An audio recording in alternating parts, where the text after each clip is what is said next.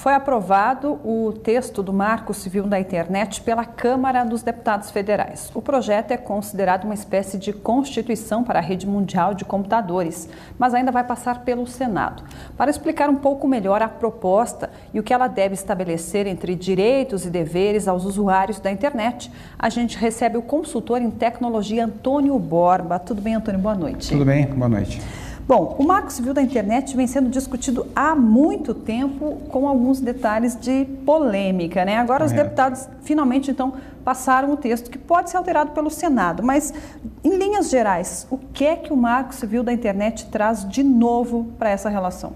Bem, Lígia, nada de muito novo que o Marco traga. Na verdade, ele está legislando sobre coisas óbvias que nós acompanhamos que já acontece muitas vezes na realidade quando há um bom senso numa demanda judicial. Por exemplo, ele estabelece direitos e deveres de usuários, de provedores, o que deve ser feito. Qual que é a principal questão do marco? O objetivo é que evitem-se assim injustiças, como o que nós vemos acontecer algumas vezes, o caso daquele provedor que publicou um conteúdo, não que o provedor publique, mas muitas vezes o usuário postou um conteúdo indevido e o provedor inteiro tem que sair do ar por causa de uma ordem judicial que não obedece a um certo bom senso. Então, o objetivo do marco é estabelecer algumas normas para que esse tipo de injustiça não aconteça e para que os usuários tenham o seu direito, na verdade, assegurados. Está havendo muita desinformação na divulgação do marco, mas ele é extremamente benéfico, embora ele não traga nada de revolucionário. Esse ponto que você citou diz respeito especificamente ao artigo 20, que foi bastante discutido, sobre cabe ao provedor escolher o conteúdo que fica ou sai do ar? Isso, mas não só isso. Por exemplo, se um conteúdo é julgado indevido numa demanda judicial, o provedor tem que tirar do ar aquele conteúdo e não o provedor inteiro sair do ar. Então, o marco tem como objetivo assim, evitar esse tipo de arbitrariedade, vamos falar assim. E a única exceção a essa regra, que não dependeria de uma demanda judicial, seria o que a gente chama da vingança pornô, que é um caso que tem acontecido bastante de ex-namorados divulgarem vídeos e fotos expondo uma antiga parceira na web. E o que acontece com isso é que se a pessoa se sentir ofendida a uma questão pessoal íntima como essa, ela tem o direito de diretamente solicitar ao provedor e o provedor pode tirar do ar sem ter que esperar uma demanda judicial. E aí vem outra questão, o provedor de conteúdo que não fizer isso, ele vai estar sujeito às penas da lei porque ele descumpriu, digamos, uma determinação que está no marco, né? Agora, isso abrevia a situação, né, da vítima, digamos, da pessoa que se sente exposta. Deve agilizar. Será que na prática vai funcionar? Como é que os provedores podem ser acionados com essa agilidade? Eu acredito que sim, Lígia. Na verdade, os provedores, se você parar para pensar, eles querem eles querem ter essa liberdade. Só que muitas vezes, por questões judiciais legais, eles nem podem ficar tirando, obrigando a tirar. Eu acho que é até mais cômodo para um provedor, a partir do momento que ele seja realmente obrigado a tirar do ar uma situação como essa. O método da denúncia, como chegar até o provedor, isso não faz muita diferença, pode ser através de uma página de reclamação, isso não importa muito. Mas eu acredito que essa lei realmente nesse sentido traz muito benefício a quem é vítima, não ter que esperar por uma demora judicial, porque se nós pararmos para pensar, o tempo de abrir uma ação, ingressar e comunicar ao provedor a respeito através de uma via judicial, ele é muito longo e a vítima continua sendo exposta até que essa decisão aconteça. Então, isso beneficia muito uma eventual injustiça que poderia acontecer. Agora, como é que uma lei civil brasileira interfere na relação mundial de computadores? Porque outros países tentaram criar legislações e nem todas foram acatadas, nem todas funcionam. Um exemplo dos Estados Unidos. No caso dos Estados Unidos, essa neutralidade da rede não existe, permitem-se acordo, principalmente nessa questão. Quando a gente fala neutralidade da rede, nós estamos falando da questão do traffic shaping, ou o controle sobre o tipo de tráfego que circula numa determinada rede. O exemplo mais clássico, né, é dos provedores de vídeo por streaming, vídeo on demand, que criaram uma briga com os provedores de conteúdo TVs a cabo, né?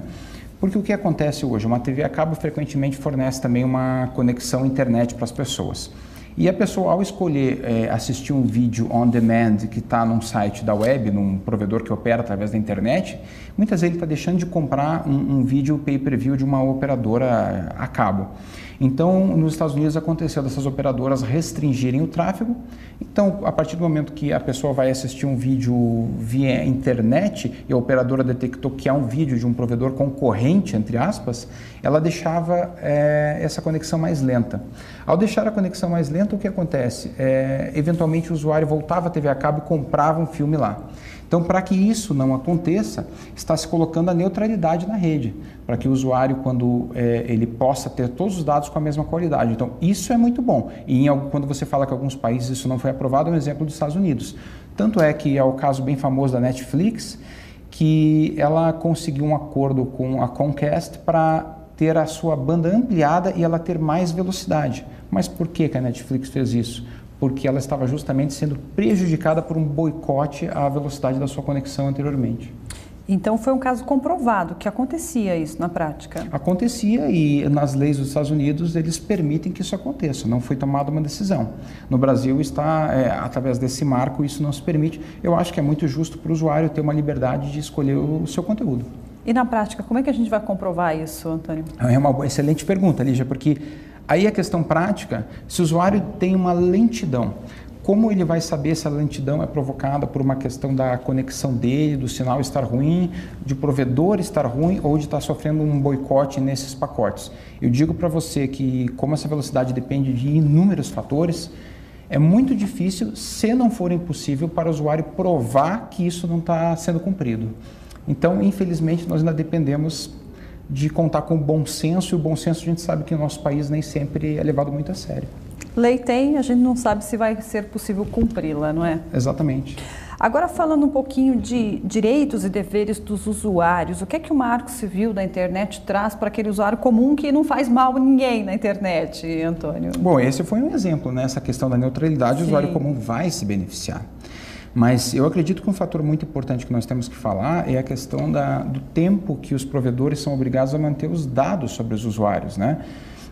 O marco determina um prazo de 6 meses para que provedores de conteúdo, e aí a gente engloba todas as redes sociais, guardem dados do que o usuário fez nessas conexões.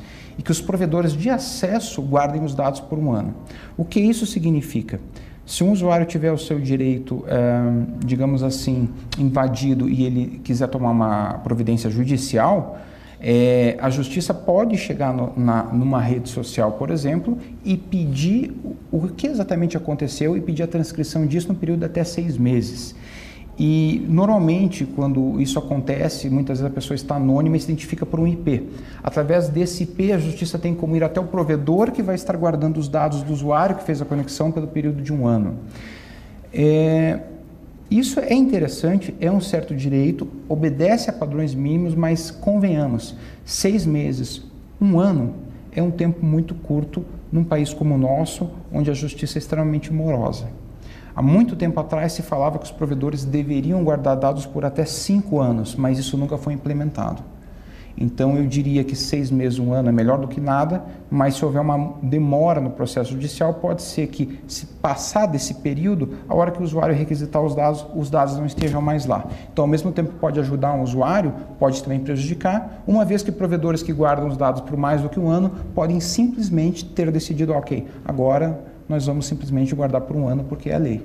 E se passar de 1 ano até o usuário chegar lá, não tem mais o que fazer. Aí vai também da sabedoria de um advogado, quando isso acontecer, notificar previamente o provedor ou o provedor de conteúdo para que guarde o dado por um período maior. O marco também prevê isso. Uma vez notificado para guardar o dado por um período maior, o provedor tem a obrigação de fazer isso. Identifica o IP e daí a gente cai em outra situação, que é o uso indiscriminado de outros computadores no cometimento de crimes, não?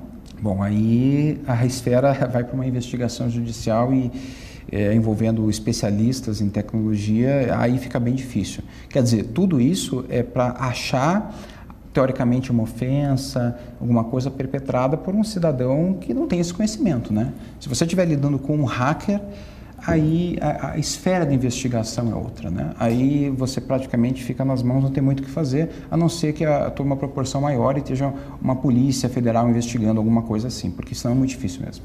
Agora, a presidente Dilma Rousseff havia questionado e colocado como obrigatoriedade que os servidores tivessem unidades no Brasil, né? Até como resposta à espionagem norte-americana. Esse é um ponto que não ficou acertado. Não ficou acertado e isso demonstra, com perdão do que eu vou falar, um tremendo desconhecimento por parte da presidente com relação a como funciona a tecnologia. É um absurdo ela querer exigir uma situação como essa, a partir do momento que os provedores são todos globais, existem data centers até na Sibéria, em todos os lugares do planeta.